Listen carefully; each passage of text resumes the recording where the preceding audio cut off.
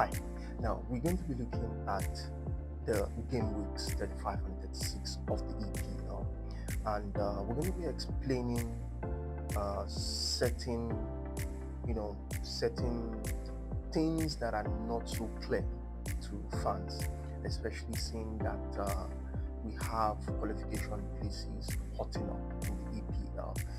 Right now, we are 2 matches away from the end of the league, and the heat is on. Relegation places have been confirmed. However, there are lots of Euro places up for grabs. Now, we know for certain that top 5 qualifies for UCL. Also, we have 2 EPL clubs, 16 and 17, in the 2 EPL clubs, Spurs and Tottenham Hotspur, Manchester United, 16 and 17 places in the EPL, guaranteed automatic qualification into the UCL. Now, that changes the dynamics of Euro qualification places in the EPL. Also, we have a final, FA Cup final between Crystal Palace and Manchester City. If you look at the EPL table, Crystal Palace is a little down below. Yeah, right now they can qualify for Euro. However, they are away from the Europe spots in the EPL. So it changes the whole dynamics of the qualification in the EPL. And if Crystal Palace gets to win, the final, the Euro places, it's going to be altered. Now, here it is. Top 5 guaranteed are going to the UCL. Now, if there is a winner, or already there's going to be a winner between Manchester United and Spurs, who are away from Euro places. Now, the winner from Spurs means that EPL will be having just one spot for the Euro places. One spot for the Euro places. And that's one spot for the Europa League. That one spot will go to the 6th placed team, as well as the finalists. That is, if Crystal Palace ends up being the winner of the of the FA Cup, Crystal Palace would be going to the Europa League with the 6th place team. The 6th place team is going to have to go through qualification round to enable them get qualification into the Europa League group stage, while the winner of the FA Cup, if that gets to Crystal Palace, would qualify into Europa League direct. Now, if Manchester City ends up winning the final of the FA Cup, the 6th place, now that's supposed to have been 6th and 7th place. However, because of the qualification of Manchester United snatching a spot, an extra spot in the UCL, there is going to be just one spot for EPL teams in the Europa League, and that's going to go to the 6th place team. However, if Chelsea wins the Conference League final, Chelsea would be having a slot in the Europa League. So, whatever the dynamics or whatever takes place amongst that I just mentioned now for the FA Cup as well as the Europa League, whatever dynamics comes to play, if Chelsea wins the the Conference League, Chelsea qualifies automatically into Europa League. Now, remember, Chelsea is currently fighting for UCL places. That means that Chelsea will forfeit. Chelsea could forfeit. Now, this is where the whole story gets complicated as well. Chelsea could I'll explain why Chelsea could play in the UCL or the Europa League, irrespective of Chelsea qualifying 5th place or 4th place, the top 5. Now, the reason for Chelsea choosing to play UCL and Europa is because Chelsea has a sister club, Strasbourg, and Strasbourg at this point in time is very much likely to qualify for UCL in the French league. Now, sister clubs cannot play the same competition, so it's very likely Chelsea could forfeit qualification for UCL and go for Europa League. Now, it gets a little bit messy. So, essentially, that's qualification for Europe in the EPL. Also, the 7th place team gets to qualify for the Conference League. If Chelsea gets to qualify for Europa League, there is going to be an extra slot for the EPL. There's going to be an extra slot for the EPL. So that would be 6th, the extra Europa slot for the EPL. That's going to be 6th and 7th for the EPL teams. And then the 8th position is going to be qualifying for the Conference League. So the whole dynamics, it's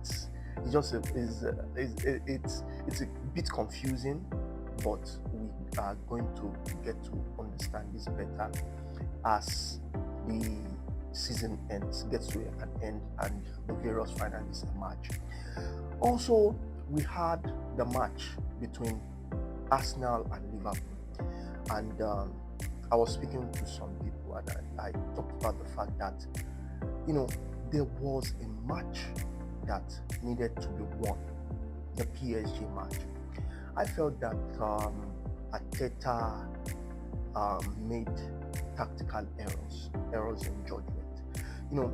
When you have a higher match at stake, at that point in time, the Arsenal match before the Liverpool game, the Arsenal match was not as important because Arsenal was more or less the 2nd place team in the EPL. They had already secured the 2nd place more or less before week 35.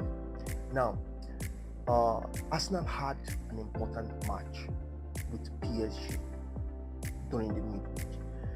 Arteta could have rested players. And because psychologically, most of the players were tuned to the PSG match. Some players would be having the mindset that we don't want to get ourselves injured. So Arteta could have taken those players like Saka, players like Rice, and mind you, Saka was just coming back from injury. So he could have taken out Saka, he could have taken out Saliba, he could have taken out Rice, and probably Odegaard, and still win that match. One thing it does to the psychology of players also is that when you bring in fresh legs, those fresh legs want to prove themselves.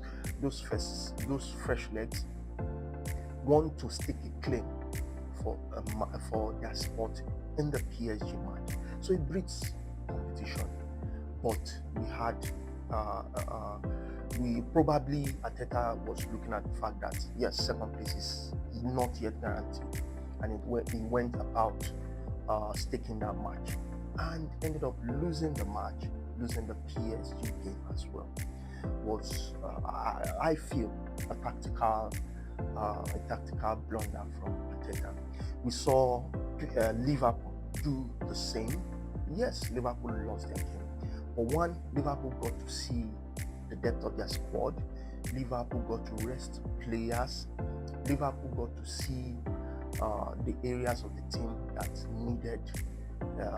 needed reinforcement, and it was glaring to the coach. It was glaring to all those who watched the match that the depth was lacking. So very, very important when matches are low stake.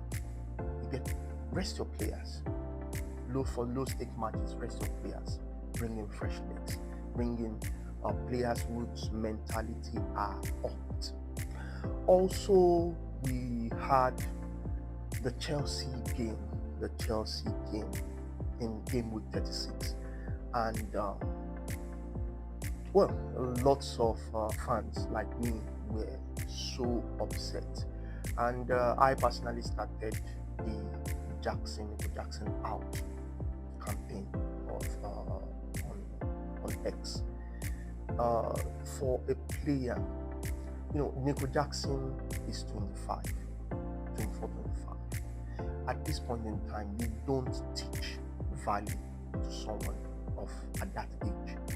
If that had happened to a player 21 years, 22 years, you'd say that was born out of immaturity. But we had an Enzo Fernandez, that's the captain, 22 years old. Jackson should have known better. We all know what played out.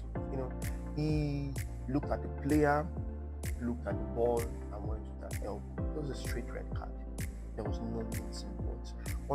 And in this age of VAR, I still wonder why players get to do such. If you are not caught by the referee, VAR is going to spot it instantly. And that was just a moment of madness. And it really came back to what Mikel Obi had been saying all through the season. We need a striker in Chelsea. You don't score a lot of goals. You are a liability in matches. For a striker getting close to 10 yellow cards in the season. Now, you're getting up to 10 yellow cards in the season. You are not productive as possible in terms of goal. You need to give that space to a striker that knows the business of putting the ball in the back of the net. As simple as that. All Chelsea lacks, from metrics, from statistics of this season, all Chelsea lacks right now that keeps them away from being, from staking a claim for that top position. It's just a striker, someone to put the ball at the back of the net. And that's what Mikel Obi constantly says in his podcast. Chelsea needs to go for that proven striker, and we all believe it's Osimhen. How Chelsea gets to do that is left for Chelsea. Also, I will be talking about, I'll be, making my predictions once again, talking about, this season has been so crazy. FPL fans, watchers of the game, people who bet on matches. It's been so crazy. And I know predictions were made. I would just be, tipping Arsenal, Manchester City, Newcastle, and Chelsea for the remaining 4 slots. Yes, I am putting Arsenal in the mix again because as it stands right now, if Arsenal lose all their matches and 7th place Nottingham Forest win both of their matches, they could remove Arsenal from the 2nd position. It's as crazy as that. So I'll be tipping Arsenal, Manchester City, Newcastle, and Chelsea for this lot. Why do I put Chelsea in the mix? Chelsea will be facing Manchester United that has a focus on the game during the week. Now, Chelsea has a chance to face off against Nottingham Forest that is trying to stake a claim for that bet as well, the top 5 bet. So Chelsea has, and with the experience of Chelsea and all that, I still root for Chelsea to be able to nick that particular top 5 bet. Also, a friend just asked me this evening to make predictions about we have the Euro finals, UCL final on the 28th, the Conference League final on the 25th or on Wednesday. and we have, okay, that is, sorry, we had the Conference League final on the 28th, we have the UCL final on the 31st, and the Europa League final on the 21st. That's on Wednesday. Emotions. Yes, emotions also rules the game of soccer. Emotions, I would go for sports. Why am I going for sports? I feel that sports see this as a trophy that they should win, while Manchester United see themselves as being a club that should be in the UCL places. So I see sports taking the match much more serious. I could be wrong. However, another emotional appeal is the fact that it's been muted. That the coach Ange always wins the cup in the second season. So that theory will be tested out as well on Wednesday. Also, I see Chelsea, emotions as well. Not emotions aside, Chelsea is the bigger team in the whole competition. Chelsea had been the bigger team. Chelsea should have even gone through the campaign with 100% win rate. Chelsea is just definitely the bigger team in the competition. If Chelsea fails to take this trophy, it speaks volumes about the coach as well. Also for the final, emotions once again, as well as the theory of the fact that the finals in Munich has always produced a new winner for the UCL. So we're looking at PSG, and there are millions invested. We're looking at PSG taking this trophy once again. I would like you to respond to most of what we've talked about today. Go to the comments, drop your comments. Also, do not forget to share, do not forget to like, and do not forget to hit the notification bell.